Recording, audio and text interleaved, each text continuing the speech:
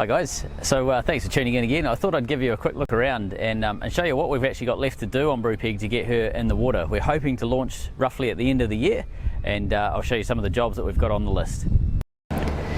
So some of the areas underneath the waterline are still down at bare steel level. There's a square on the hull there. That was a water tank that we cut a hole in, blasted it out, painted the water tank, and we just need to go through, sandblast the outside of the hull and put some etch and build the layers up on some of those areas around the hull. So this is another area where we cut out a big square of steel. You can sort of see the outline of it there. That's unpainted steel. This was an area that we had quite a bit of electrolysis. Once we sandblasted inside the engine room, we could actually see the extent of the electrolysis, so we decided the best course of action was to cut out quite a big panel, and that encompassed about 98% of all the electrolysis in the engine bay. So we replaced that steel, and then we pad welded some of the areas that weren't covered by that square, so that needs to be sandblasted on the outside and painted. The inside's all finished, but yeah, still just need to go over the outside and give that a few layers of etch, build that up, and then start putting on the barrier coats and then anti-foul. So sitting underneath Brupeg, we have 4 of these big drums, 1,000 litre drums. So we've got a couple of thousand litres of diesel and roughly about 1,000 litres of veggie oil that we need to process. So we need the diesel. We're still working on. We need to basically filter that down. It's had biocide. We need to filter it down and then send it off to the lab to make sure it's still usable. It's quite old. It's 4 years old, and it's had some awful treatment done to it. So yeah, there'll be an episode coming up on that. So on the underside of Brupeg, on the starboard side, we have some holes that we've cut into the side of the boat. So these are the one in the left hand side of the shot is the water tank. So that was the same as what we just showed you on the other side. That was a hole that we cut so that we could blast the water tank and paint it. And we just need a sandblast on this side to finish it up. Everything's finished on the inside, it just needs the outside to be sorted. And the one on the right hand side of the shot where you can see into the hull, that's the Cofferdam. So I'll show you what we've got to do inside the Cofferdam. So this is the Cofferdam. The whole point of a Cofferdam is to separate fuel and water tanks. So that's all it is basically a void between the water tanks on the left hand side and the diesel tanks on the right hand side. So I'll show you up into this. So you can see up here, those 2 hatches, so the one on the left is water, the one on the right is diesel. That's how we get inside our tanks. And then we can see the level with these clear pipes here. It tells us how much water we've got in each tank. And then excuse the junk, but you can sort of see the fittings are pretty straightforward. They're just basically stainless ball valves to drain the system. These ones here will be replaced. These are just plastic to start with, but they're going to be replaced with stainless as well. And then the floorboards sit at this level here, so that's what these beams here are for. They're actually for floorboards. If we look up on the roof, that black plastic bag up there, that's actually a hatch that we use to get into the Cofferdam from what is the starboard cabin on the inside of the boat. So the Cofferdam here is one of the last major jobs that we have to do on the underside of the boat. So in order to be able to seal that Cofferdam up, we need to get inside the fuel tanks, which are at the front half of the boat here, and either water blast or sandblast them out depending on what area we're talking about, get them back to being absolutely spotless, and then we're going to seal those up again, and then we'll weld in the plate that came out of the Cofferdam. So that gets welded from both sides, so there's a minimum of 2 welds holding that in. Given that it's under the waterline, we pay quite a lot of attention to make sure it's absolutely spot on. We don't want any trouble out of that. So that's the Cofferdam there. So halfway down the side on Brupeg's chine here, we need to weld on basically a big hinge, and this is going to have a big fold down stabilizer that comes down on a 45-degree angle. So when we're going through ice, that'll be folded up, it'll be tucked in tight against the hull. We need to cut out this half round that's welded into the side. That's going to be have a gap cut into it, so that when we fold the stabilizer right up, it tucks right in close to the hull. But then when it comes down, it'll come down onto the 45-degree angle, and there'll be a bar holding it rigid. So all of that mechanism has to be built. We've got to do one on either side, and yeah, they're going to be around about 12 feet long and about 2 feet wide, so they're quite big, wide, thin things. So on the top of Brupeg's rudder, you can see the shaft has quite a bit of grease and so on, so the mounting mechanisms here need to be basically cleaned up, and I need to ascertain where the leak's coming from. It's possibly seals, just needs to be repacked, but yeah, I need to get in there and solve that. Can't have that sort of happening when the boat's in the water. So I set up this workbench area. It's a massively sturdy bench. It's a piece of 25mm plate with a big vise and everything on it. I've set it up underneath the back end of the boat. It's the only sort of dry area that we actually have on the boat. And then to try and help that, I've put a big tarpaulin around. We're going to actually drag this around today and sort of put it in a bit more permanently. I think this will stay here until we finish the boat. But it gives us a spot where we've actually got a really decent workbench, which is the first time we've had one in maybe 3 years, so we're pretty excited about this. So once the underwater engineering of Brupeg is complete, so things like welding up plates and fixing any sort of cracks, dents, electrolysis, anything like that needs to happen under the waterline, we have to go through and anti-foul all of the undersides of the boat. So for Brupeg we use around about 45 to 50 litres of anti-foul to do that, depending on how many coats we put on. So that's it's a full weekend's job for 2 or 3 people to go through and roll all of that. So in Brupeg's engine bay, there's a few things that we need to focus on. So getting this door completely finished, I need to build the dogs. The dogs are again levers that basically jam a door closed hard up against the rubber seal, so I have to finish those. The doors are all mounted now, but the dogs aren't started, so that's a job on the list. We also need to get the fuel lines and the electrics wired up to the motor. So there's a couple of things. So in order to wire the engine up, we're waiting on the dash to be built so we can mount all of the gauges and controls and switches and ignition gear and all that sort of stuff. So once that's done, hopefully that'll be within the next month, we'll have that part of it complete. We can start running the wiring from the engine bay through the freezer room and up into the wheelhouse. Fuel plumbing, there's a couple of things we're waiting on for that as well. So to plumb the fuel tanks up, we need to clean so there's 4 fuel tanks in Brupeg at the moment, 2 at the rear and 2 right at the front. The rear fuel tanks are what the engine pulls fuel from. They've been completely stripped and cleaned. They had a lot of diesel bug in them, and that's been completely stripped and cleaned out. And those tanks are just waiting on their final wash down, and then they're ready to be plumbed up, so the access ports will be sealed up, and then the fuel lines and the filtration and all of that sort of stuff will be plumbed up to the engine. So that's there's not a huge amount of work left to do on that, but that's still to be done. In terms of cooling system, the cooling system is about 90% complete. I just need to go through and make sure all of the pipes and everything are the right pipes and so on. I've got a couple of, up on the top of the engine here, I've got a couple of pipes that are just a piece of daggy old pipe that I put in there to make sure that the system didn't have any leaks. So I have to change that out for the actual gear that we're going to use. But other than that, that's ready to go. What else have we got? I need to put oil in the steering system. So the steering system is hydraulic. It's new from top to bottom, but it's currently got no oil sitting in it. So it's all the pipes and everything have been cleaned out with diesel, and the system is sealed off, so no gunk can get in the system at the moment, but there isn't any oil in there to filter through the system. So yeah, that also needs to be filled up. Gearbox oil needs to be put in. What else we got? I have to paint the floor of the engine bay. So the engine bay's only had 1 coat of top coat. It's had a couple of etch and 1 coat of top coat. I need to put a final coat down, but I was waiting to do that final coat until I'd done all of the sort of the grubby work, so plumbing things up and so on. And I'm glad I did, because, you know, being workers traipsing through in our boots, we got stuff everywhere. So I want to give that a real good clean and a bit of a sand, and then yeah, we'll throw some paint down on that. It's white, so it's very easy to get the engine bay dirty. However, I want a white engine bay so that I can see really fast if there's any issues, if I've got oil leaks or if there's anything like that. It'll show up really quick, and I can jump on it before it becomes a problem. In terms of the exhaust has been welded together. It's all complete in that sense. I do need to wrap it, so we're going to be putting a fiberglass wrap around the exhaust to keep the heat in the exhaust and not in the engine bay. Obviously that's not going to stop a huge amount of heat transfer overall, and we are going to be fitting a waste recovery system to the exhaust. So when we go into the polar regions, our veggie oil is going to congeal, so we need to heat that veggie oil up so that we can keep it as a liquid. Waste heat from the exhaust is going to be circulated through the tanks, and that'll help lift the temperature of those tanks. So that system needs to be built. That's not going to be built initially, that'll be down the road, and that can happen when we're in the water. So that's the work list for the engine bay. Let me take you through into the freezer room and I'll show you what we've got going on there. So this big room is our freezer room, or what used to be the freezer room on the boat when she was a trawler.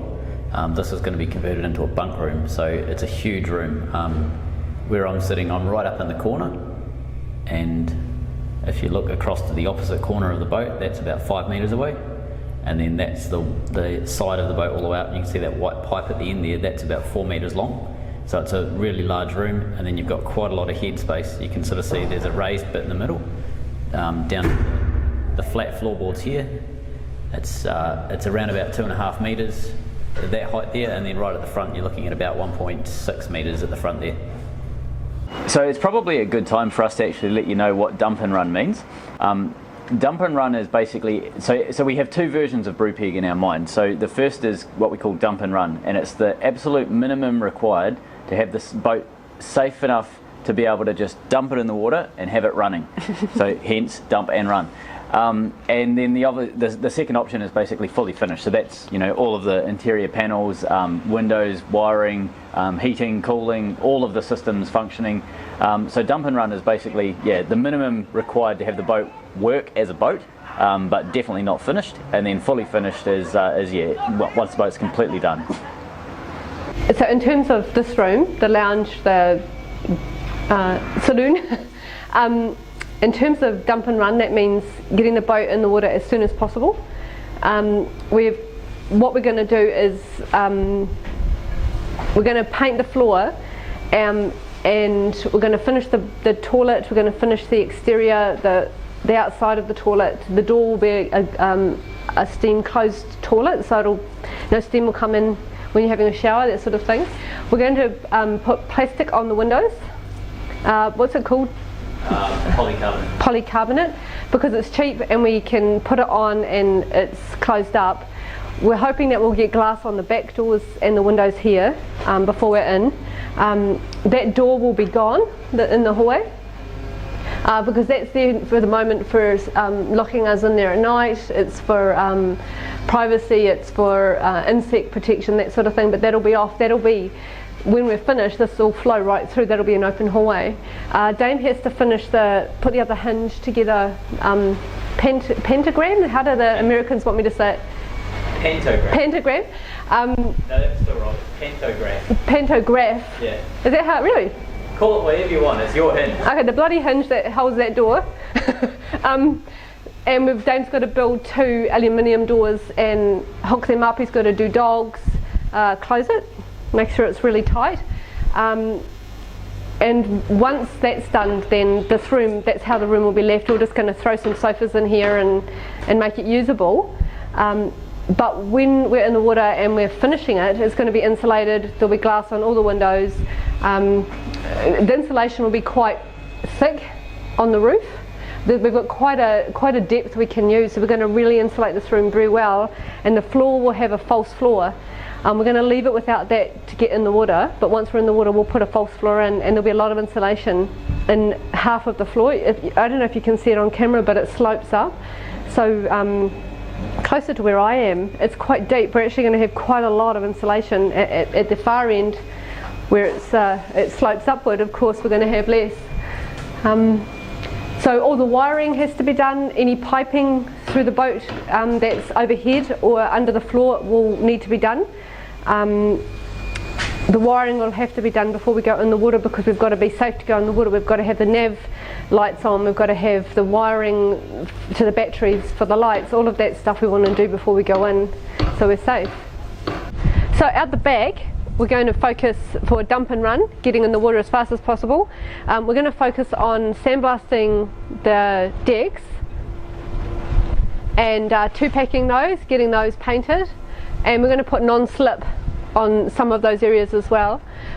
We're thinking we'll insulate above, but first, we may do that when we're in the water, but before we go in the water we need to sicker. I don't know if you need to come close, but where the welds are, between the welds there's actually a gap, and we need to make sure that condensation or no moisture gets in there because it'll rust. So we're going to sicker and close that up. Like what we've done here. Yeah, here's a great example. So at the back here we're going to have a crane. We're going to have a crane that's going to be able to lift me in and out when I'm in the wheelchair, and also just for easy use for everything we need to get onto the boat. So that'll be able to attach to either side of the back of the boat, and we're going to have davits as well for the dinghy. At the back, the transom, because we've had this system of pulling stuff up and down, is banged at the back, and we knew it would. So just for convenience, we just accepted we're going to need to repaint the transom at the back. Right round the whole of the boat, this, I don't know where to go to show you, but all of this needs to be, it's etched, but a lot of it's scratched up because we've been building. So we're going to have to re-sand, re-etch, and then do the top coats for the whole surface around. Gates on both sides. The gate is attached on the other side, but it's too tight, so Dame has to cut the gate down. This gate actually has, this is the gate here, has to be sandblasted, etched, painted, and then this has to be hinged here and have a lock on it. So we'll actually have the gates, they swing open. That has to happen before we go in the water. So the sides all need to be hammered. I don't know if you can see it on camera, but the blue paint needs to be hammered off, or either hammered or flappered. Once it's down to the steel, we blast, and then that's painted, and that's right up the side. As far as you can see, we have to get that done. So that's the rest of the deck, and of course all of the deck where Mishka's lying has to be blasted. That's all down. We've etched some of it ages ago, but that all needs to be blasted. So these are engine bay vents, believe it or not. Dane had this amazing idea, and it looks like it's going to work.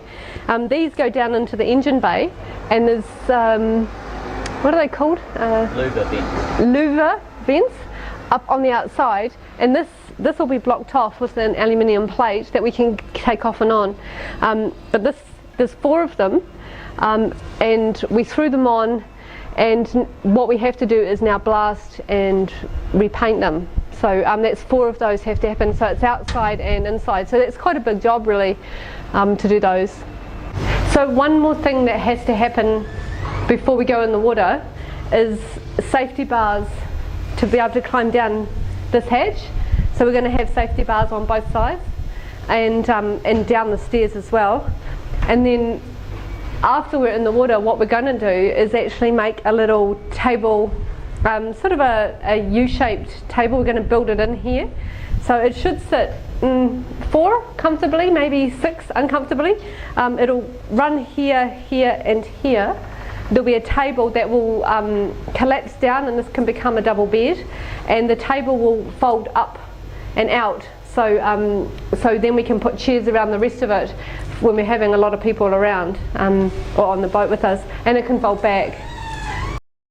So this is another angle. I'm down in the freezer bay, freezer room, and that's Dame up on the lounge, or the saloon floor. Behind him are the doors and the windows that go out onto the back deck. So it's just a kind of a cool perspective. And I'll just do a little swing around where I am. That's the plumbing that needs to be done over here. The seacocks. Sorry about the movement. And that's into the engine bay. And the size of the room, so there'll be bunks in here. So in the wheelhouse here, there's 2 different scenarios that we're working towards, so dump and run and then fully complete. For dump and run, we basically just need to get just the absolutely critical gear up and running. So there's things like engine gauges, throttle, steering, gear shifting, all of that sort of stuff. Anything that's needed to basically drag the boat out of the slings and motor it across to the marina and park it in the bay that we're going into. So there's I don't know, probably a month's worth of work, I'm guessing, that would take to get all of that sort of thing organised. It's a lot of wiring, so we have to run a lot of wiring between the wheelhouse and the engine room. When we're fully complete, there's quite a bit more that we have to do. So Fully complete is building the dash out completely. Above the driver's seat there's going to be an instrumentation panel, so there'll be a lot of switches and lights and alarms and so forth above the driver. There's also going to be quite a bit of insulation that we need to fit into this room, so this room is quite critical in terms of heat loss or heat gain. So in the hot climates it's like a glass house, so we've got 15 windows in the wheelhouse, and yeah, it heats up on a drop of a hat. So in the tropics it needs its insulation to keep that heat out as much as possible.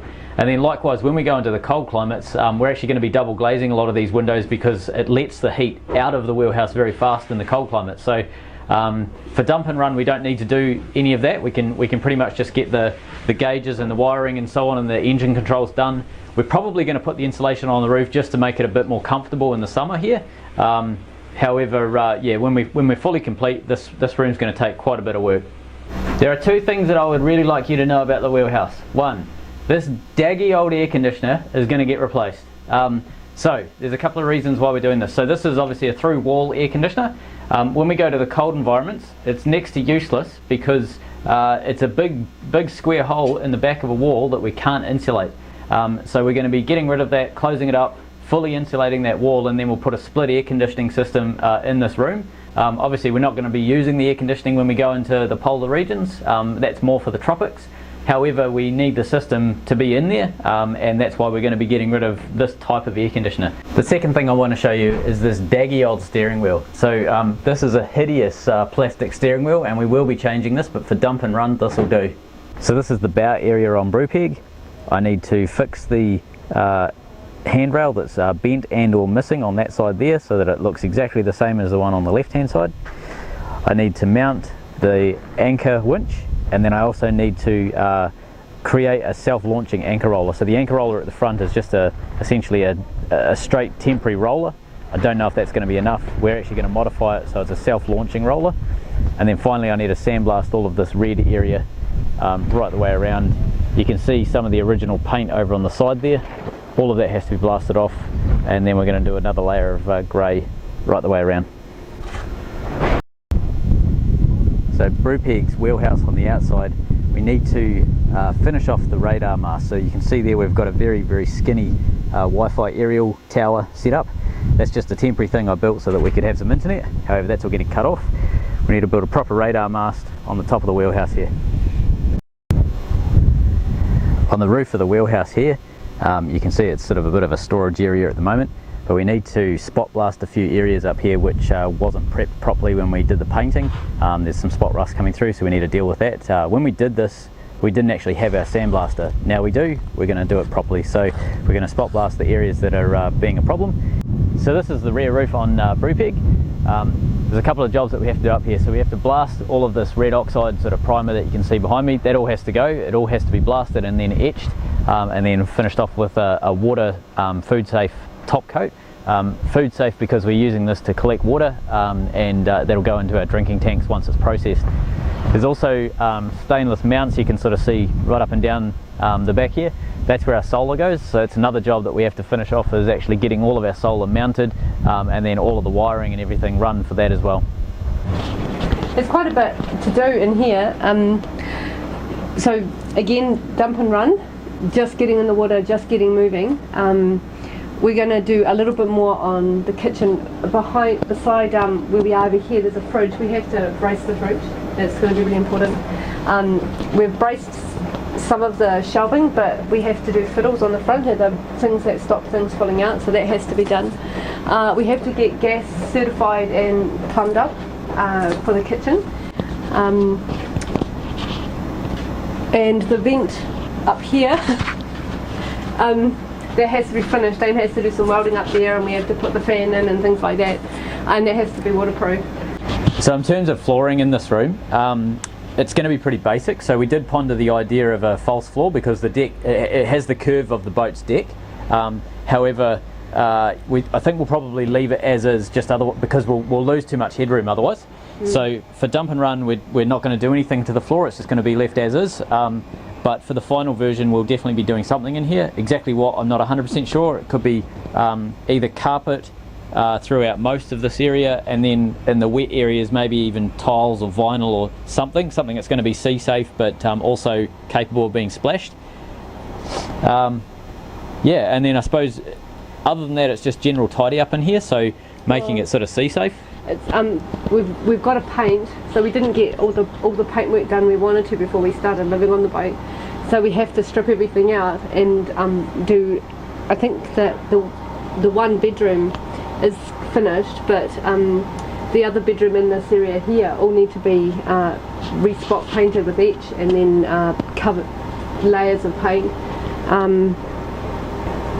We need to do the insulation on the roof at least, and of course once we're in the water and we start going to sort of more adventurous places, we need to redo the windows. We've put temporary windows in, but we need sliding windows, and we also need to have some sort of storm protection from the outside that we bolt on to the outside. So there's quite a bit to do in terms of making the boat seaworthy for sort of more expeditions, you know, more sort of yeah, it's fine. Rugged expeditions. It's sort of fine as it is for like tinkering around a bay and all that sort of stuff. Yeah, but as soon as travelling, as soon as we want to go to the more extreme places, that we need to set the boat up a bit better for those. So if you can see here, the kitchen is pretty basic. We've got appliances sitting on the floor, so everything needs to be braced before we go in the water.